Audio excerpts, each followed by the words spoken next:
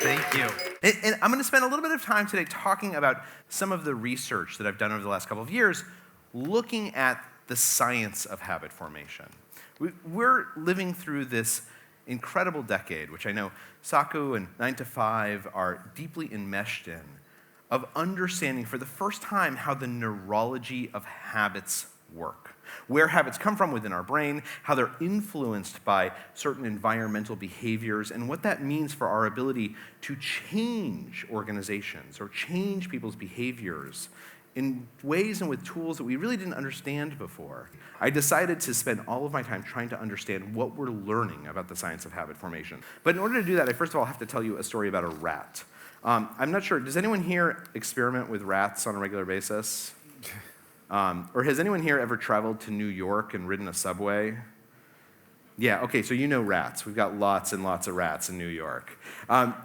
There's a woman at MIT in Boston who is a neurologist who for years had been trying to figure out how to get sensors into rats' brains to watch their neurological activity. As you can imagine, it took a long time in a lot of rats, but eventually she got to a point when she could get about 75 sensors into an animal's cranium, and then the rat would wake up from the surgery and not notice anything was different. And what she would do is she would drop each of them in the world's simplest maze. This maze works the exact same way every single time. There's a click, this partition moves, and the rat's free to run and find the chocolate. Now, the first couple times you do this, it will take the rat as long as 25 minutes to find that chocolate. But what was really interesting to this neurologist, Dr. Graybiel, was that when she looked at how the rat was thinking, and this is a simplified neurological graph of the first iteration through this maze, she saw that even though it looked like the rat was kind of lazily wandering around, it was actually thinking hard the entire time. It would scratch the walls of the maze, and the scratching centers of its brain would light up. Or it would sniff the air, and the sniffing centers light up. Or it would find the chocolate, and the reward centers would sort of explode with happiness. So she takes each rat and drops it in the maze 150 times per animal. And unsurprisingly, over time, the rat gets faster and faster and faster at finding the chocolate. It becomes a habit. But what's really interesting is what's happening to the rat's thinking. This graph right here, this is the simplified neurological graph of the 150th iteration through this maze. And you'll notice that there's this huge dip right here in the middle. That's almost equivalent to what we would see in the rat's brain if the animal went to sleep. As the rat got faster and faster and faster at finding the chocolate, as it became more and more of a habit, the rat started thinking less and less and less. Now, there's a woman named Wendy Wood at Duke University in the US who's followed around hundreds of people for years. And what she's found is that about 40 to 45% of what you do every single day is a habit. When you back your car out of your driveway without having to think about it. When you remember leaving your house and now you're sitting at your desk, but you don't really remember taking the subway in the middle of that, that's because a habit took over. And if somehow I could get a whole bunch of sensors in your head, this is what I would see. I would see that you basically stop thinking when you're in the grip of a habit, with these two interesting exceptions. At the beginning of the maze, when the rat would hear the click, there'd be a burst of activity. Then its brain essentially almost goes to sleep. And then at the end of the maze, when the rat finds the chocolate, it's like somehow its brain shakes itself awake again and starts paying attention to what's going on.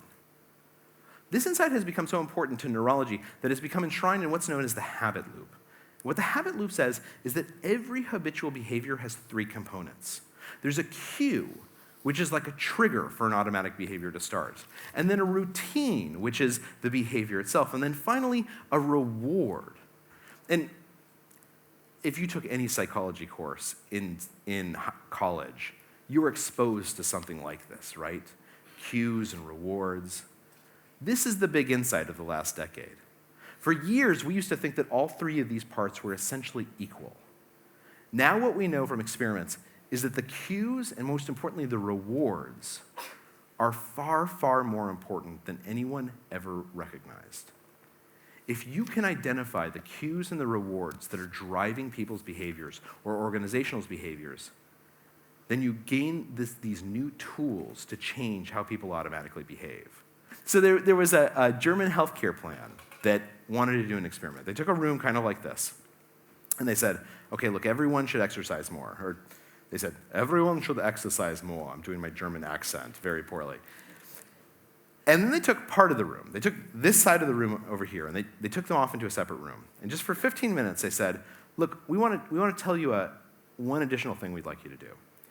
In the morning, before you exercise, put your running shoes next to your bed. Or tell your friend you're going to meet them to go work out. Create some cue. And then when you get back from running, give yourself a small piece of chocolate right away. Now, this is kind of counterintuitive because not many of us actually admit to ourselves that we exercise in order to eat more chocolate. Usually we wait at least an hour and a half.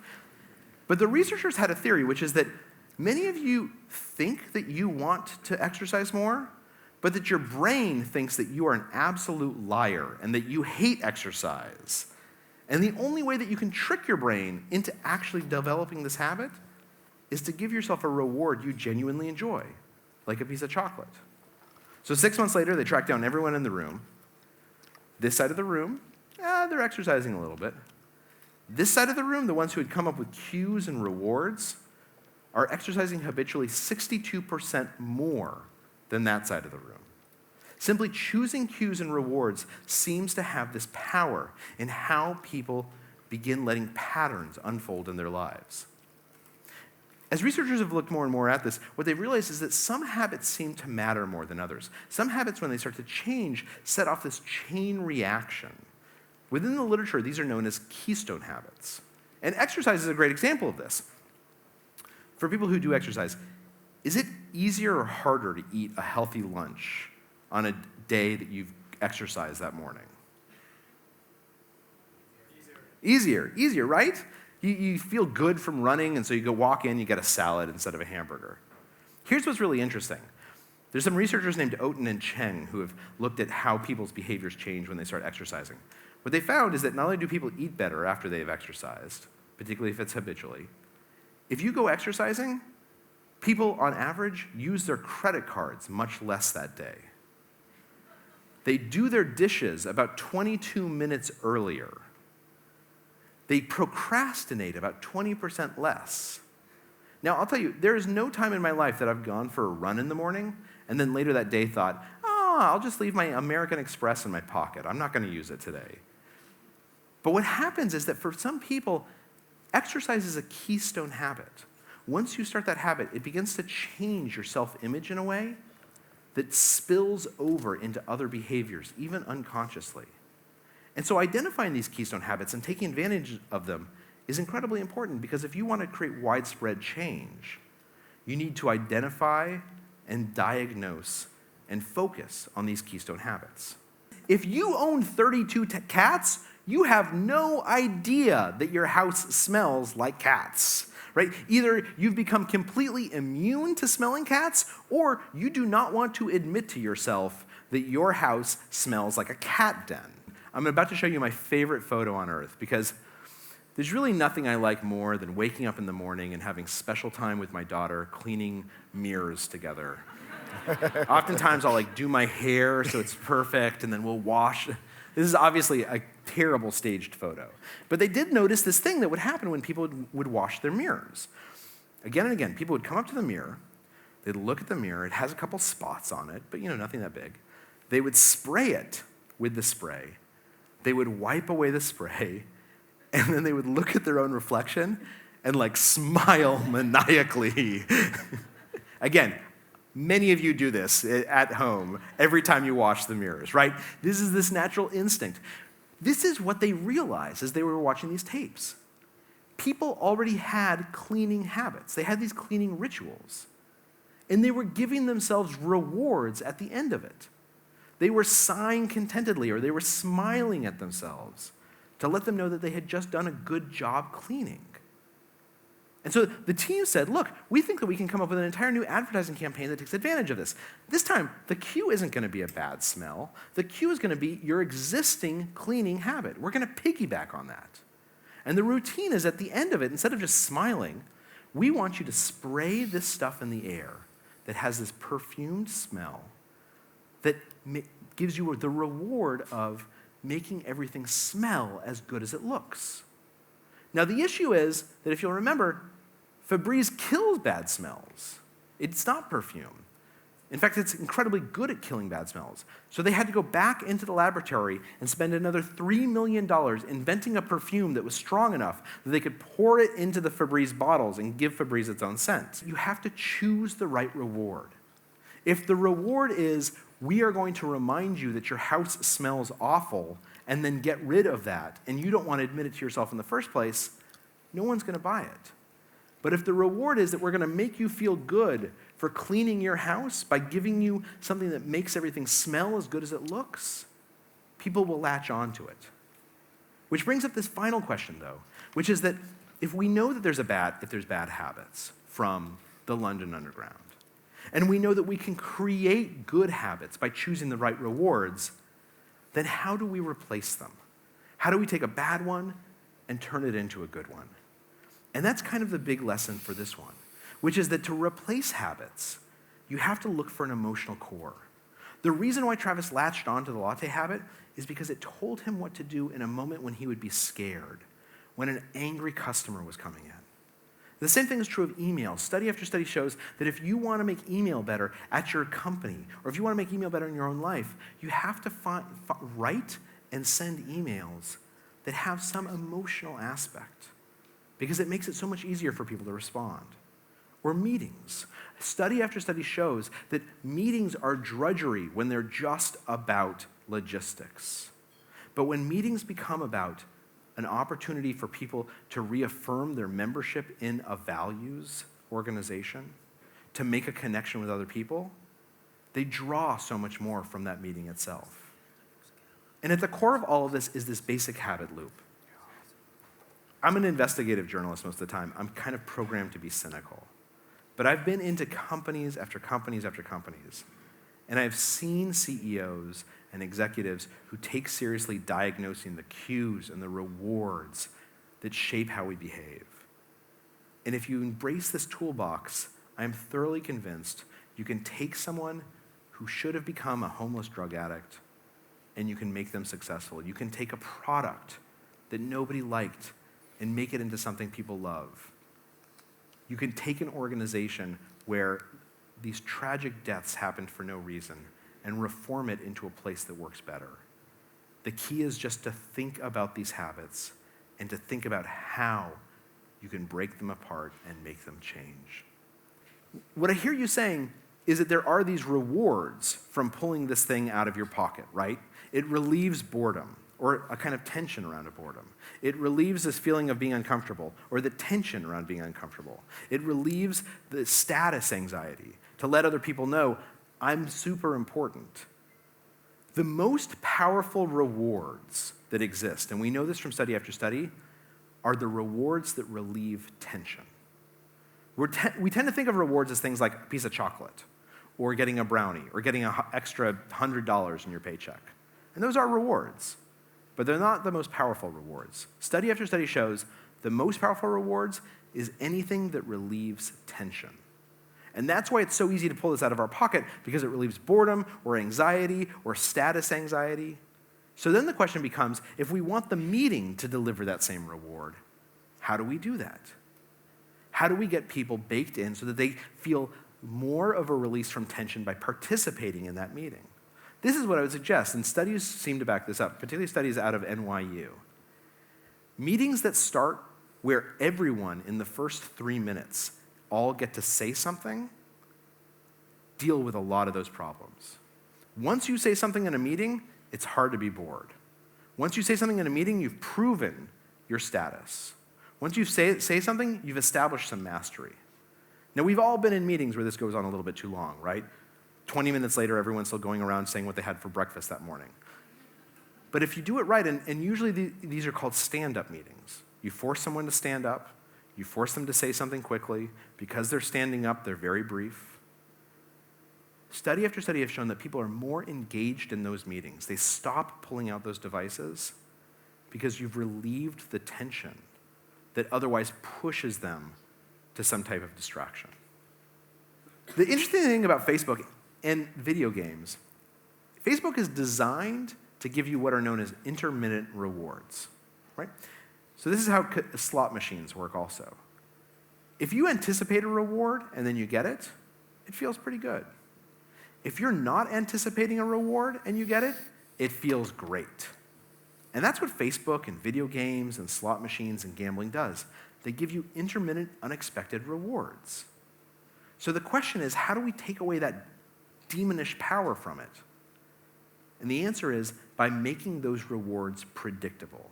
By saying to yourself, if you're someone who procrastinates with Facebook, to set a timer and say, I'm going to work for the next 20 minutes. And after 20 minutes, I'm going to give myself 5 minutes of Facebook. Because then I'm going to start controlling the rewards I get. I'm going to get the rewards according to my schedule. And what will happen inside your brain is that your brain will start discounting those rewards. They'll feel less rewarding. They'll feel less addictive. Because you've decided when to give it to yourself instead of letting the machine decide when to give it to you. In study after study, this is how procrastination works. The answer isn't to stop procrastinating. The answer is to schedule your procrastination. And that makes it less enticing. How does this book affect it in your own life? For example, you say that, okay, I have a bad habit of doing this or this. Are you analyzing your life? Meaning that, oh, here's a bad habit. Let's analyze it and let's change it. And you say that let's change only one habit at a time.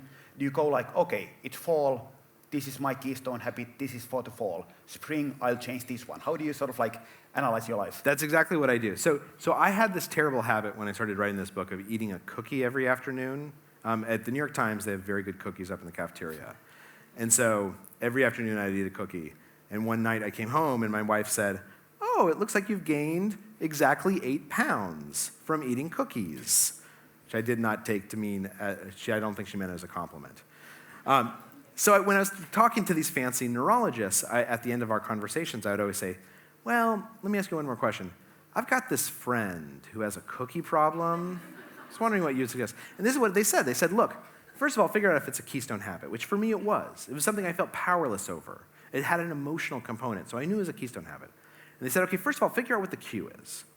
All cues fall into one of 5 categories. It's a time of day, a certain place, a certain emotion, the presence of certain people, or a preceding behavior that's become ritualized. So for 3 days, every time I had a cookie urge, I wrote those 5 things down. Who was standing around me, what time it was. Pretty quickly it became clear, it always struck at about 3:30 in the afternoon. My cue was a time of day. Call up the psychologist, I'm like, I figured out the cue. They said, now you need to figure out the reward. And I said, oh, it's easy. The reward is the cookie. It's like delicious. It's got chocolate chips. And they said, no, you don't understand what you're talking about at all. A cookie is like 10 or 15 little rewards all bundled in one yummy little package. Is the reward that you're hungry and that the cookie satisfies the hunger, in which case an apple should work just as well? Or is the reward that you need a burst of energy and the sugar gives it to you, in which case a coffee should do the trick? Or just that you need a break from work, in which case walking around the block should do it? And so over a week, I just did these experiments. The cookie urge hit at 3:30 in the afternoon. One day I'd buy an apple, the next day I'd take a walk. And this is what I figured out, and it only took 4 days. When I went up to the cafeteria every afternoon to get a cookie, I saw all my friends there. And I would sit down and we would gossip for like 40 minutes. And I love gossiping. The cookie was essentially an excuse for socialization. That was the real reward. And once I figured that out, the cue is 3:30, the reward is socialization, I could change the habit. So now every single day, I stand up at 3:30 and I look around the newsroom where I sit for someone who it looks like I can go bother. And I walk over to their desk and I ask them about gossip, about involving anyone who doesn't happen to be in earshot. And we gossip for 20 or 25 minutes. And then I go back to my desk, and the cookie urge is totally gone. And I've actually lost like the 8 pounds that my wife was commenting on. And what's amazing to me about this is once we're adults, we tend to think of ourselves as people who don't change, right? You can't teach an old dog new tricks. We have habits, and they're so hard to change. Every single study that has been done shows that this is wrong. You will change as much between the ages of 40 and 50 as you changed between the ages of 15 and 25. You don't think you're changing. You're less conscious of the changes, but every study that has gone out and shown this, we change in a continuous stream throughout our lives. And any habit can be changed. If you break it into these parts, if you figure out the parts of your personality you don't like, and you diagnose the cues and the rewards, you can change them. There are people who have been alcoholics for 45 years who will become sober today and never have another drink. There are 60-year-olds who are obese, who 5 years from now will no longer be obese and will keep that weight off for the rest of their life. We finally understand how habits work in our brain. All you have to do is start applying that science, and literally any habit can be changed. Thank you all so much. I really, really appreciate your time this evening, and I appreciate you having me.